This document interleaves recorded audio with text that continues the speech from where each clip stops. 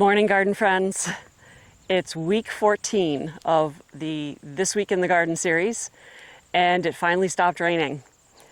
This week started a few days ago on Tuesday with a big flurry of activity, and then it rained for the last day and a half. It's now Thursday, and we are still expecting some more rain today, which is great for the garden, but has sort of hampered my ability to do things in the garden. Like I said, I started on Tuesday. I went through, knowing that we were going to get a heavy rain, I went through and picked as many beans as I could find of the jade variety of beans. I haven't gone through the French fillet beans yet. I'm expecting them to be quite big and plentiful. And then I went through and cut cucumbers, because I knew that we had a few, and if you let those go, like zucchini, more than a day or so with rain, they're going to be huge. Picked some tomatoes, and then finally went through the squash here and picked those. And yep, the flies are still out. And actually I'm expecting, and I can see right now, that even though I picked the zucchini before the rain, I've got some big zucchini just a day and a half later. So I'm going to go through this garden and pick some more and see where we're at. And then I've got a few garden tasks that I want to complete today before the rain.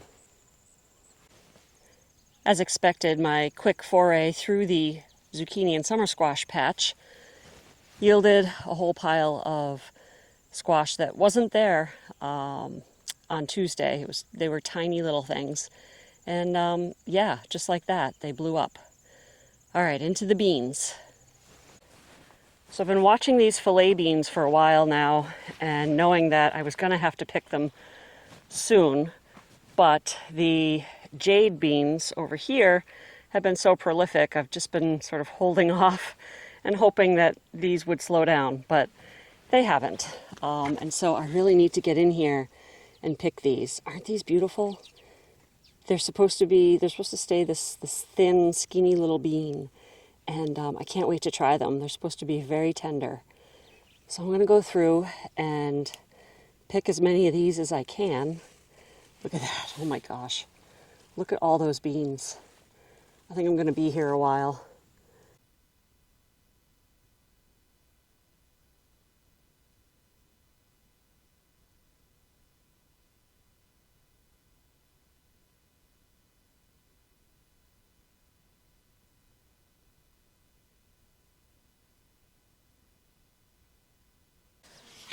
Whew. Well, I finished picking these fillet beans, and as you can see, I almost have a full bucket of these beautiful beans. I mean, look at how gorgeous these are. Now, just as a comparison, I just took a peek over in the jade bush beans, and oh my gosh, it's a mess. Most of the beans are bigger than this. Yeah, so basically they're going to end up being soup beans. Rather than, just fresh eating beans. But this is like maybe typical size of, honeybee here, of a jade bean when I pick it. And this might be like a young jade bean here.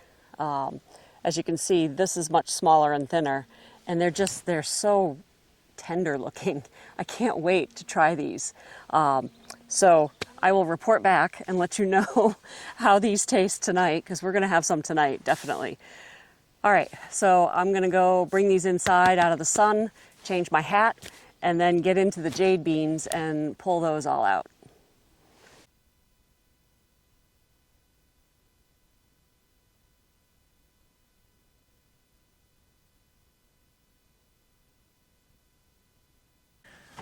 Okay, I'm done with beans for today.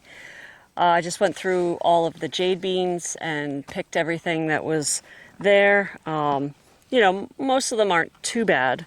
There are some, I've got like half a bucket here. There are some that are a bit bigger than I would normally like, but these are still perfectly edible. And I'll end up just freezing these, processing them for the freezer, and using them in soups and stuff. So yeah, definitely won't go to waste.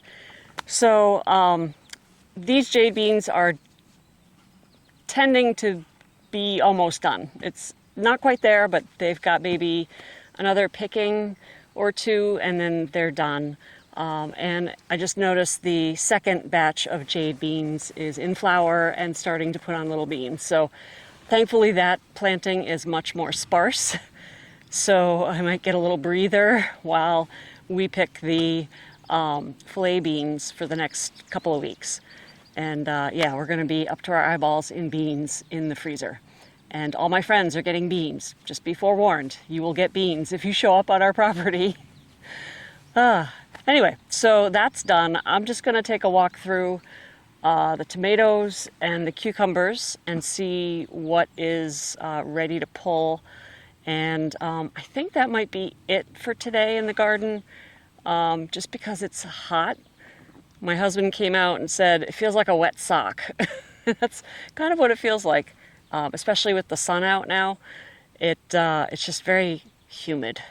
And so I think this would be a good time for me to go inside and start processing beans. And I've got some snap peas that need to be processed for the freezer, as well as many, many containers of blueberries. Yes, we're still picking blueberries.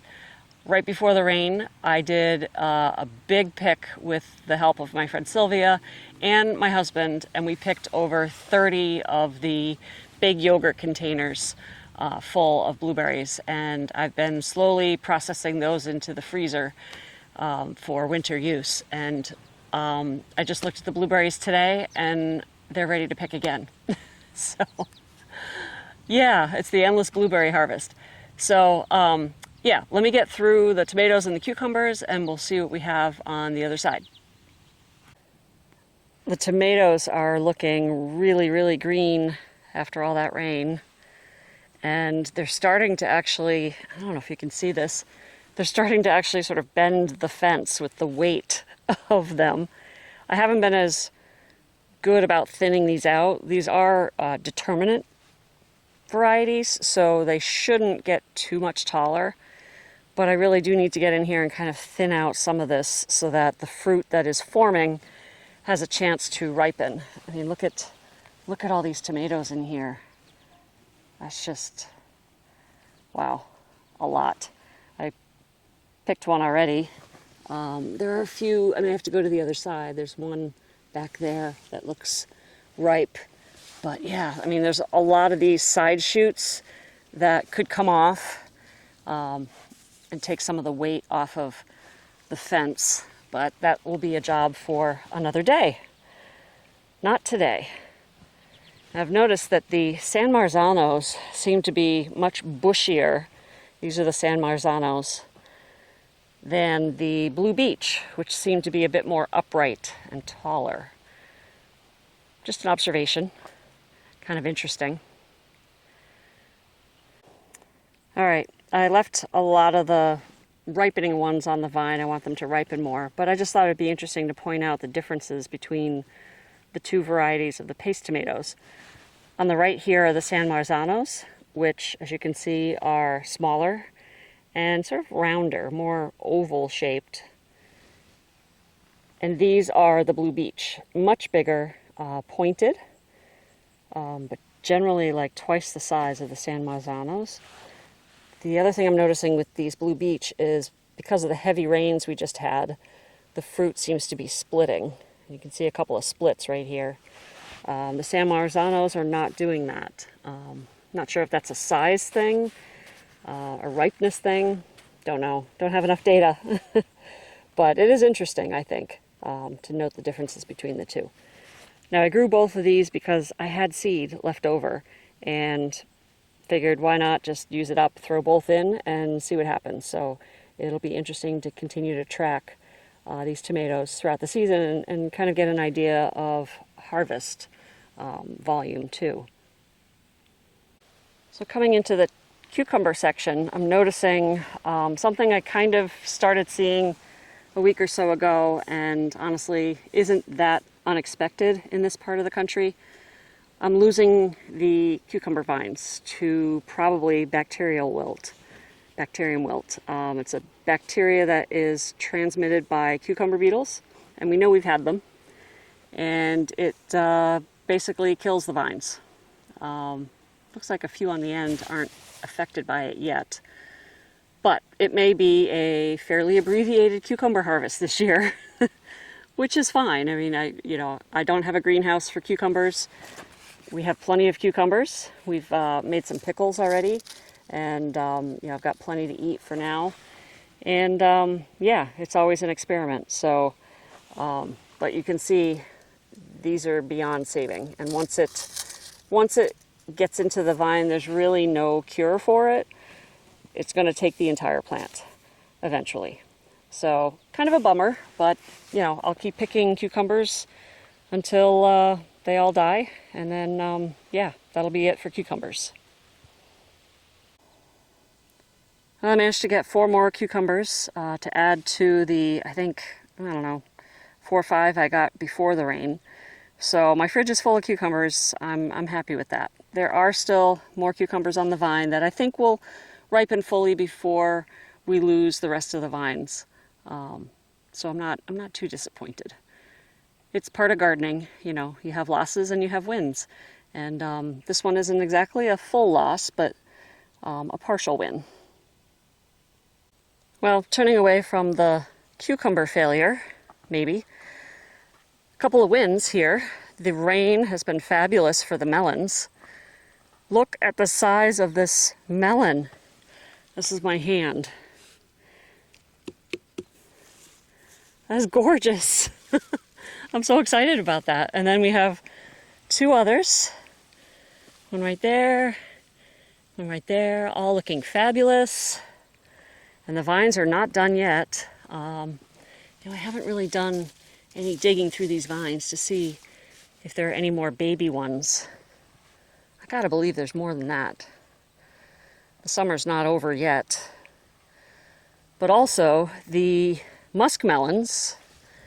Here's the big one that I've been watching. Again, there's my hand, size of my hand. It's much bigger than that. But there are many other ones that are growing rapidly, especially with this rain that we've been having. There's 4 or 5 right there. Whew. And that's just one plant. Oh, 6 right there. And then on this plant, we've got 1, 2, and 3. 4th one over there.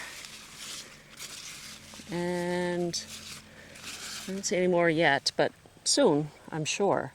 We still have the hottest part of summer yet to go, August. So that's a good thing. Oh, and the 3rd sowing of the jade bush beans finally popped up. And that's looking a lot better in terms of germination. Oh, wait. 2 more watermelons hiding over here. Wow. Anyway, let me move these vines away from the beans. This is a lot better germination rate than I had with the second planting. So yeah, in a few more weeks, that'll be ready for picking.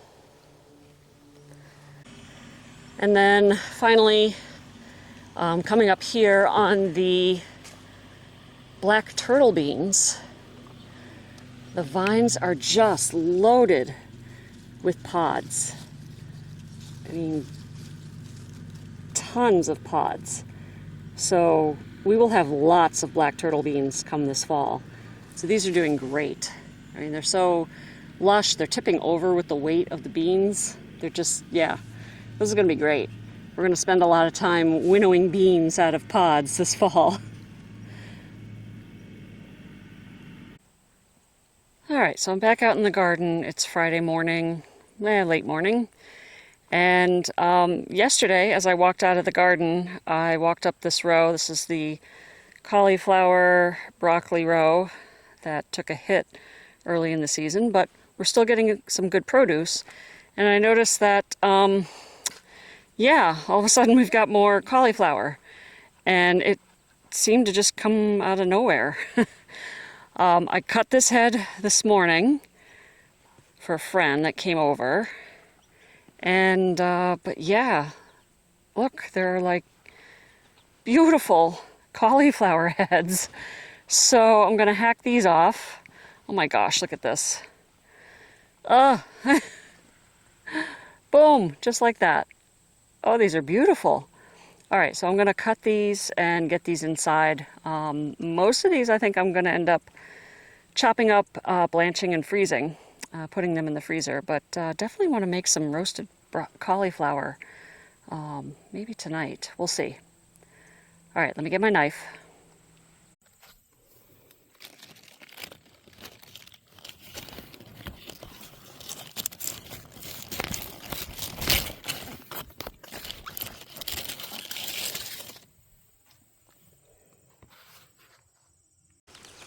Oh my goodness, this is huge.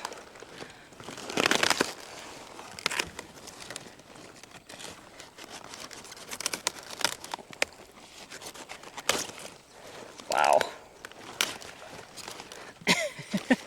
Look at the size of this. It's like as big as my head. Wow. All right, that's a lot of cauliflower. Okay, the next task I have for today is dealing with this arugula, which is actually two different batches. You might be able to see the difference here. I have an older batch that I cut last week. That's up here. And this is pretty much chicken feed at this point. But what I think I'm going to do is actually, I'll cut a bunch and throw it to the chickens, but I'm going to mow it down or clip it down and then pull the tarp over it and let it green mulch, you know, be a green mulch back into the soil. This second planting here is ready to harvest now, and I should have harvested it earlier in the morning, so it'll be a little bit wilty for a while until I wash it. But it's looking perfect right now, and you know, not too big, and it'll be more mild. This stuff, you could eat it, but it's going to be very hot, and I don't really like super hot, so we'll leave that to the chickens. But this is just right. So I'm gonna cut this first and get this inside cooling, and then come back and deal with this mess here.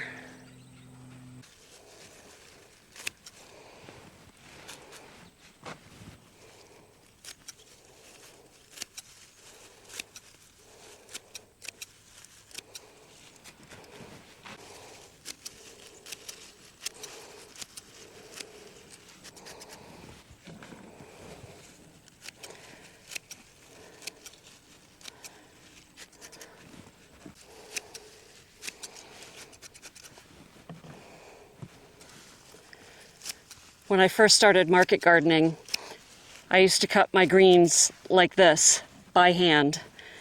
Yeah, a whole row of these by hand. When I first got my greens harvester and tried it out for the very first time, I almost burst into tears.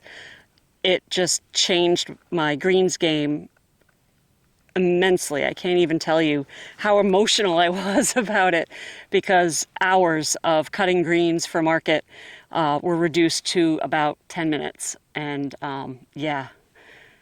Anyway, so I don't mind doing this just in a small amount, but yeah, it brings back memories.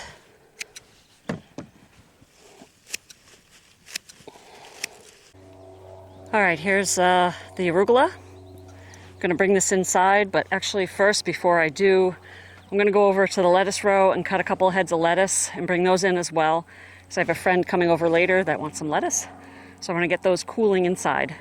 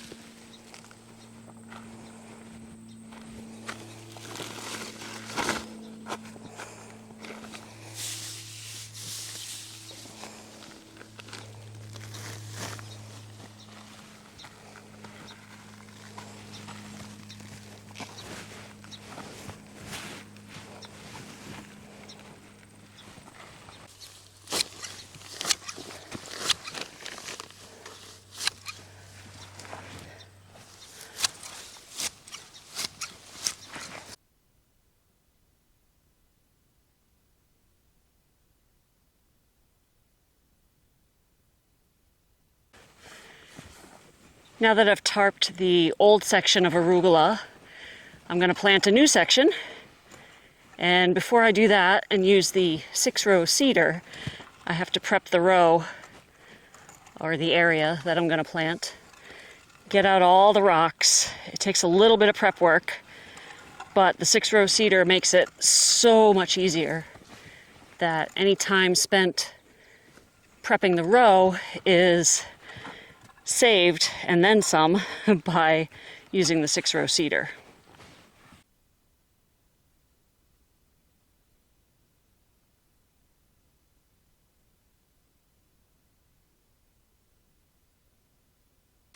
Now that the row is prepped, I take the 6-row seeder and run it across the surface of the bed just to make sure that it's going to operate smoothly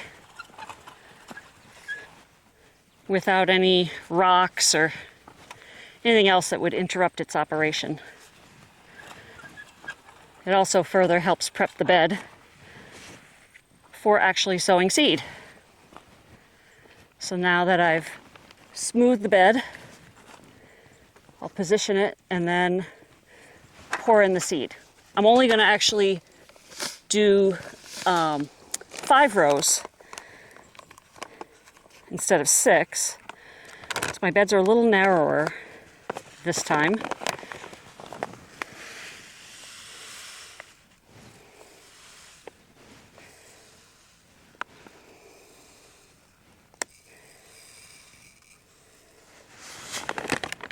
Go. All right, moment of truth.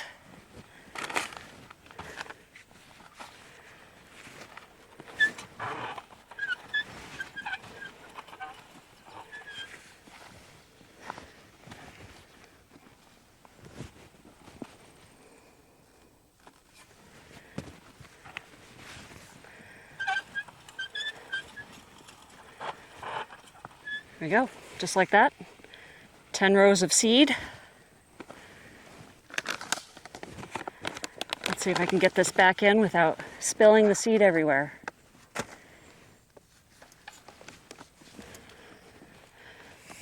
Oop.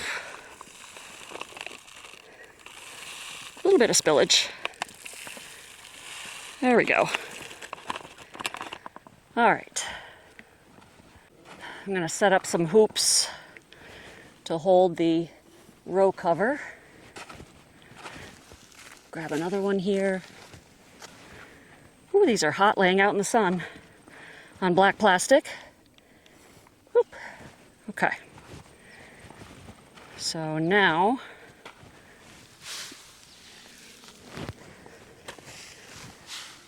let's see if I can get this out without tangling everything up.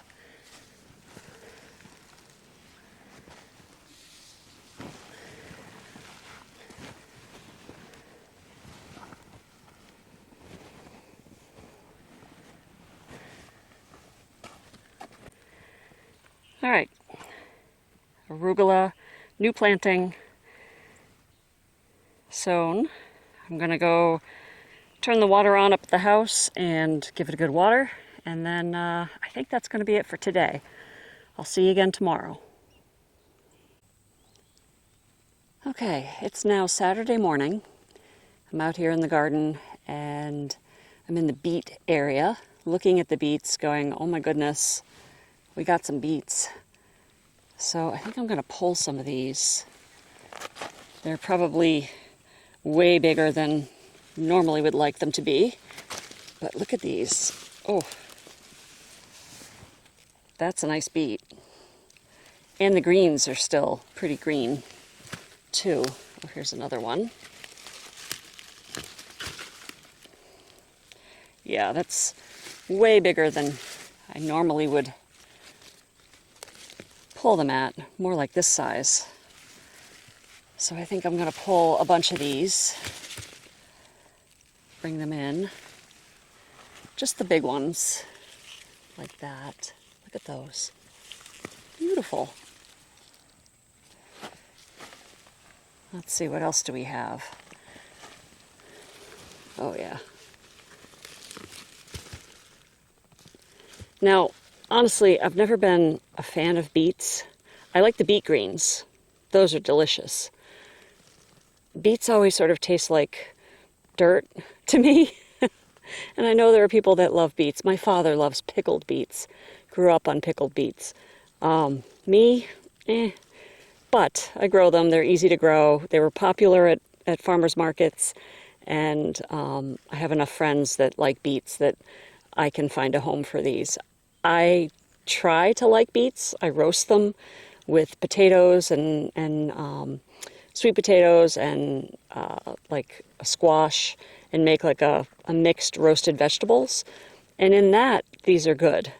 Mainly because I think the other vegetables hide the taste of the dirt. But yeah, I don't know. Anyway, I'm going to keep picking. All right, there's my beet haul for today. I think that's enough to work with. I'll definitely find a good home for them. Now I'm going to turn my attention to the carrots. I know this first batch of carrots here, the Yaya variety, we've got a lot of good looking carrots here. And I'm going to see if I can get something to come out without having to resort to tools. And I'm thinking I'm going to have to resort to tools because I don't want to break these carrots. They look great. Yeah, and I didn't thin these. One thing I learned about, excuse me, carrots and thinning is that the act of thinning actually can invite the root maggot, the carrot fly root maggot insect into your carrot patch. So I try to be very careful about, whoops, not pulling the tops off my carrots. Very careful about sowing them. Oh, I feel a rock here, that's why. Very careful about sowing them in such a way that I don't have to thin or do minimal thinning in the hope of reducing infestation. So, yeah, I guess pro tip of the day, sow your carrots spaced apart so that you don't have to thin them and you reduce the chance of the root maggots getting in. All right, I'm going to have to dig these out. Hold on.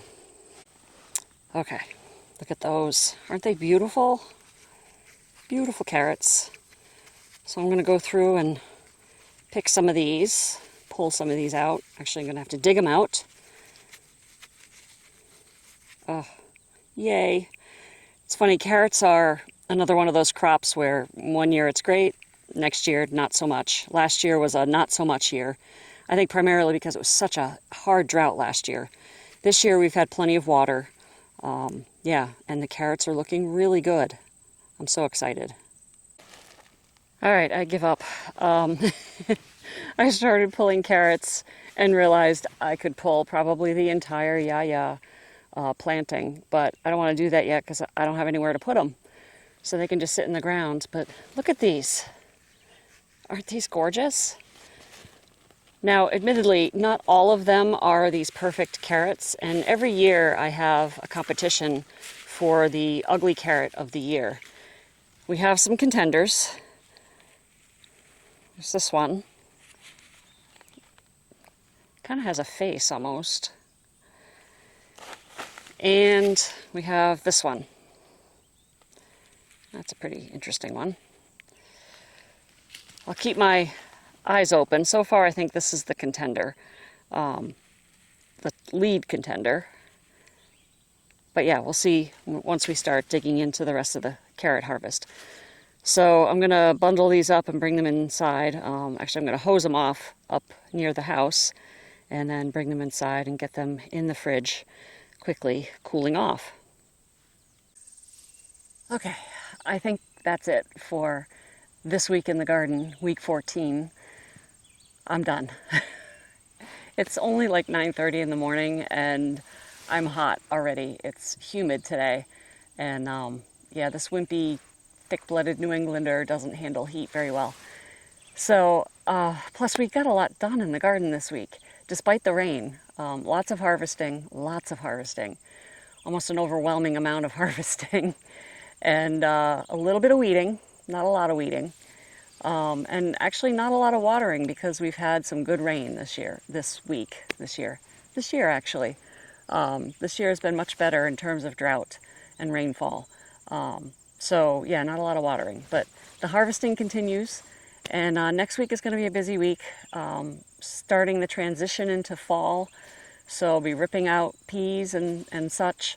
Anything that's gone over gets ripped out, and then I'll start sowing fall crops, and I'll show you that as well next week. But for now, I think I'm gonna clean up the carrots and beets, maybe go pick some more blueberries, and then do some processing of the Bounty inside the house where it's cool. So again, thank you for joining me on this 14th week of This Week in the Garden. I do appreciate that you're here, and I hope you come back next week to see what's growing in the garden. Take care. Bye.